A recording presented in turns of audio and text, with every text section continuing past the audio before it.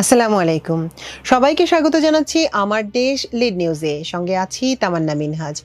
আমাদের আজকের লিড নিউজের শিরোনাম, আদানির ৯০০ একর জমি নিয়ে বিপাকে সরকার। নিউজটি লিখেছেন এম এ নোমান। চলুন দর্শক জেনে নেওয়া যাক লিড নিউজটির বিস্তারিত।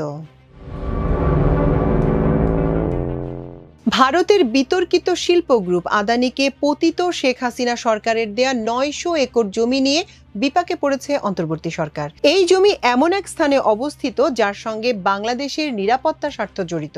চট্টগ্রামের মিরসরাই এলাকায় অবস্থিত বঙ্গোপসাগরের সঙ্গে সংযোগকারী এই জমিটি চট্টগ্রাম, কক্সবাজার ও ৩ পার্বত্য জেলায় যাতায়াতের জন্য চিকেন নেক হিসেবে পরিচিত। এই জমির বিষয়ে চুক্তি পুনর্মূল্যায়নের জন্য বাংলাদেশ ৮ মাস আগে চিঠি দিলেও ভারত এখনো পর্যন্ত কোনো জবাব দেয়নি। ঢাকা এ চিঠির জবাবের অপেক্ষায় রয়েছে। ইতিপূর্বে এই জায়গায় বাংলাদেশ নৌবাহিনীর জন্য একটি স্থাপনা অর্থাৎ নেভাল বেস করার পরিকল্পনা নেওয়া হয়েছিল।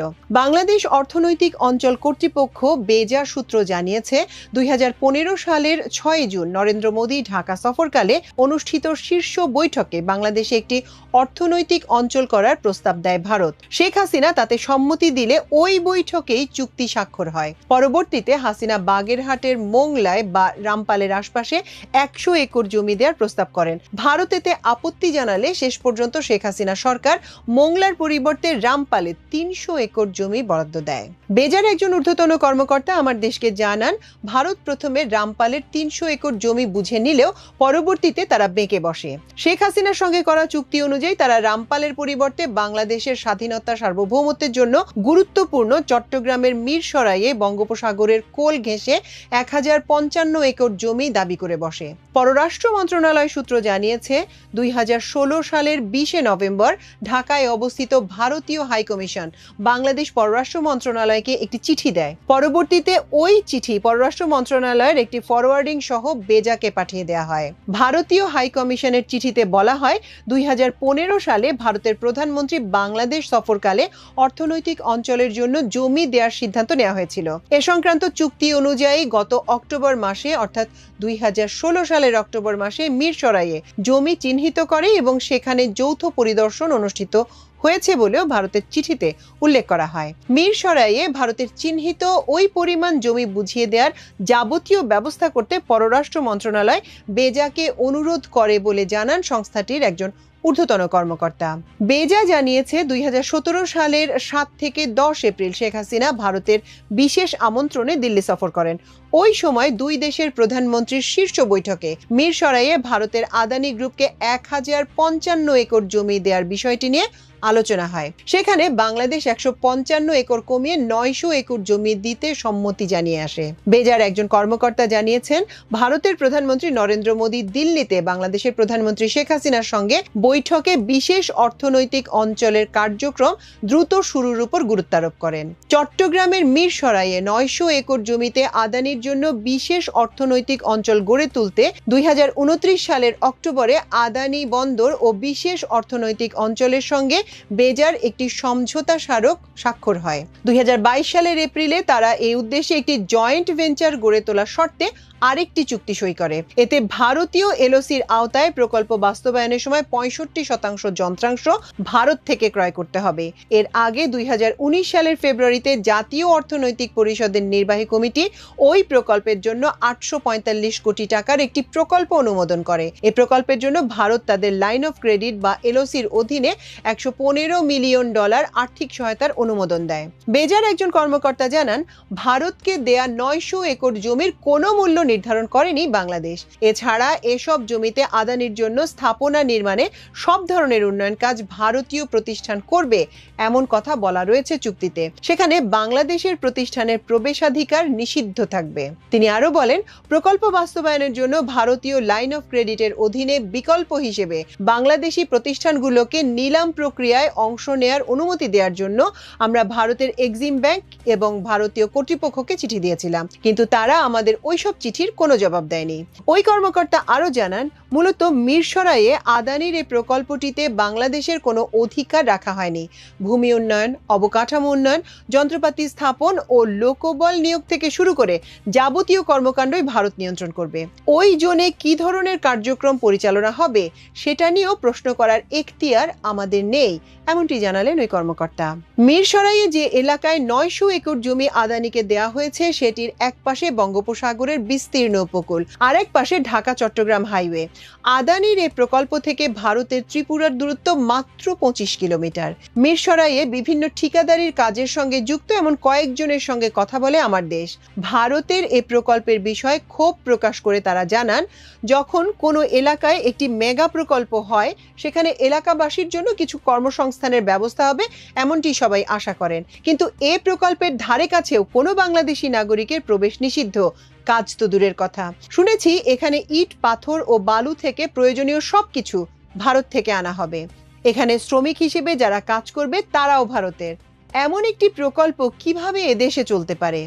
এ বিষয়ে বীর মুক্তিযোদ্ধা ও সামরিক বিশ্লেষক মেজর অবসরপ্রাপ্ত মোহাম্মদ মোস্তফা আমার দেশকে বলেন, শুধু ক্ষমতায় টিকে থাকার হীন মানসিকতা থেকে শেখ হাসিনা ভারতকে এই বিপুল পরিমাণ জমি বিনামূল্যে দিয়েছেন।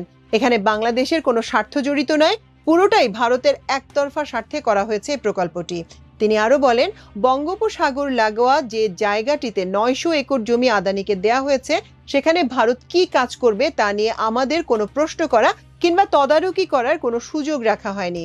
বঙ্গোপসাগরের উপকূলে হওয়ায় ভারত থেকে জাহাজে করে পণ্য এনে ফেনী নদীর ওপর দিয়ে স্থাপিত মৈত্রী সেতু দিয়ে 7 সিস্টার্সে নেয়ার ব্যবস্থা রাখা হয়েছে। একই কারণে মোদি ও হাসিনা মিলে ফেনী নদীর ওপরে নির্মিত মৈত্রী সেতু উদ্বোধন করেছেন। কাজেই এই প্রকল্পটি নিয়ে আমি ভীষণ শঙ্কিত, কারণ এই প্রকল্প ঘিরে ভারত বঙ্গোপসাগরে একটি জেটিও স্থাপন করেছে তাদের পণ্য আনা নেয়া করার জন্য। 2017 সালে ভারতকে 900 একর জমি দেওয়ার চুক্তি করলেও 2018 সালের পরে এসে বেজা আরও 700 একর জমি অধিগ্রহণ করে। গবেষণা প্রতিষ্ঠান নয়া দালানের চেয়ারম্যান মুজাহিদুল ইসলাম বলেন, এলাকাবাসী শুরু থেকেই এই প্রকল্প নিয়ে বেশ চিন্তিত ও উদ্বিগ্ন, কারণ চোখের সামনে দেশের বিশাল একটি অংশ অপর একটি দেশ বিনা পয়সায় ভোগ দখল করবে সেটা তারা কোনোভাবেই মেনে নিতে পারেনি। তাছাড়া এর সঙ্গে দেশের নিরাপত্তার বিষয়টিও জড়িত। তিনি আরো বলেন, প্রথমে বেজা ভারতের আদানির কথা বলে 900 একর জমি অধিগ্রহণ করে।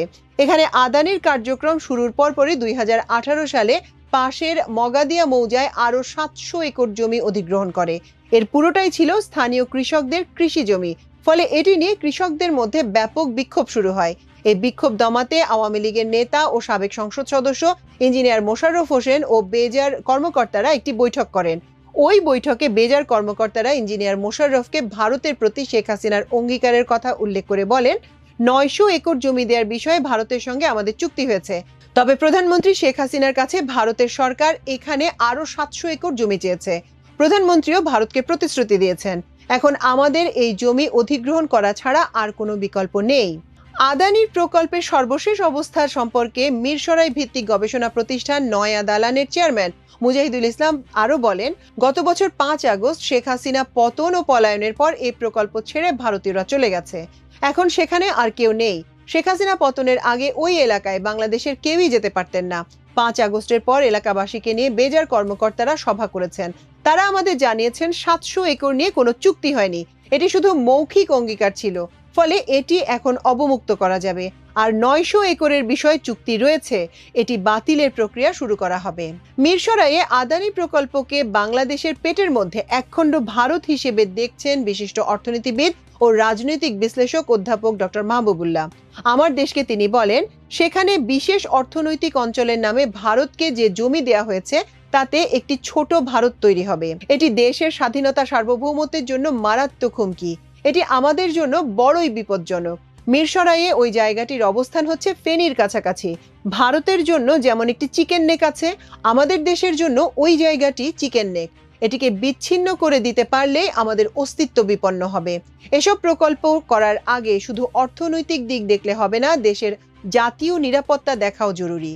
মিরসরাইয়ে 900 একর জমিতে আদানির প্রকল্পকে চালিয়ে নেওয়া দেশের স্বাধীনতা, সার্বভৌমত্ব ও নিরাপত্তার জন্য উপযোগী নয় বলে মনে করছেন বেজার কর্মকর্তারা। তারা বলেন, এ ধরনের একটি প্রকল্প যে কোনো স্বাধীন দেশের জন্যই আত্মঘাতী। আমরা এটিকে চালিয়ে নিতে পারি না। এ বিষয়ে বেজার বিনিয়োগ উন্নয়ন বিষয়ক নির্বাহী সদস্য সালেহ আহমেদ আমার দেশকে বলেন, আমরা প্রধান উপদেষ্টার কার্যালয়ে একটি চিঠি পাঠিয়েছি। ইন্ডিয়ান লাইন অফ ক্রেডিট ও প্রজেক্টের বাতিল চেয়েছি। এ বিষয়ে ঊর্ধ্বতন কর্তৃপক্ষের সিদ্ধান্তের অপেক্ষায় আছি। সিদ্ধান্ত পেলে এটি প্রকল্পের তালিকা থেকে বাদ দেব। আদানির এই প্রকল্পটি বেজার পক্ষ থেকে দেখভালের দায়িত্ব পালন করছেন এমন একজন কর্মকর্তা বলেন, এই প্রকল্পটি নিয়ে প্রথম থেকেই বিতর্ক ছিল। সরকার পরিবর্তনের সঙ্গে সঙ্গে এটির কার্যক্রম আর এগোয়নি। প্রকল্পটি নিয়ে নিজের অভিজ্ঞতার কথা তুলে ধরে ওই কর্মকর্তা আরো বলেন, ভারত চেয়েছিল প্রকল্পের সব কাজ তাদের শ্রমিক দিয়ে করাবে এবং প্রয়োজনীয় সরঞ্জামও আনা হবে তাদের দেশ থেকেই। স্বাভাবিকভাবেই এটি স্থানীয়রা ভালোভাবে নেয়নি। এখানে কি কাজ হবে সেটা নিয়েও আমাদের প্রশ্ন করার সুযোগ রাখা হয়নি। এমন একটি প্রকল্প চলতে পারে না।